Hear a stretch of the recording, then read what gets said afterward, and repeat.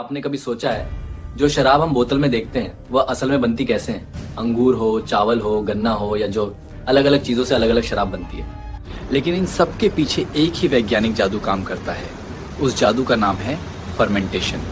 और फर्मेंटेशन क्या होता है इसे बहुत आसान तरीके से समझते हैं। मान लीजिए आपके पास मीठा रस है, जैसे फलों का रस या अनाज से निकली मिठास। इस मीठे रस में एक बहुत छोटा सा जीव डाला जाता है जिसे कहते हैं यीस्ट। यीस्ट हमें दिखाई नहीं देता, लेकिन यह जिंदा होता है और खाना खाता है। यीस्ट का खाना होता है शुगर। जब यीस्ट शुगर खाता है तो उसके अंदर एक प्रक्रिया शुरू होती है। उस प्रक्रिया में दो चीजें बनती है, एक अल्कोहल और दूसरी कार्बन डाइऑक्साइड गैस। यही वजह है कि कभी कभी शराब बनते समय बुलबुले उठते दिखाई देते हैं।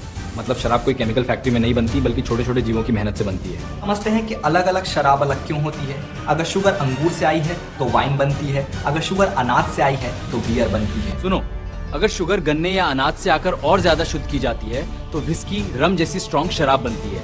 असल फर्क सिर्फ शुगर के स्रोत और प्रोसेस का होता है। अब एक और दिलचस्प बात, जब यीस्ट बहुत ज्यादा अल्कोहल बना देता है तो वही अल्कोहल यीस्ट को मार देता है। यानी यीस्ट खुद अपनी सीमा तय कर देता है। इसलिए हर शराब की ताकत एक लिमिट तक ही रहती है। फिर अगर ज्यादा स्ट्रॉन्ग शराब चाहिए होती है तो अल्कोहल को अलग करके शुद्ध किया जाता है।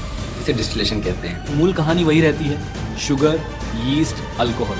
अब सोचिए, जो चीज आपको बोतल में दिखती है वो असल में छोटे छोटे जीवों की बनाई हुई ऊर्जा है। ये एक तरह से आप प्रकृति की बनाई हुई केमिस्ट्री को देख रहे होते हैं। विज्ञान हर जगह छिपा है, यहाँ तक कि एक साधारण सी बोतल के अंदर भी। बस सवाल पूछने की नजर चाहिए।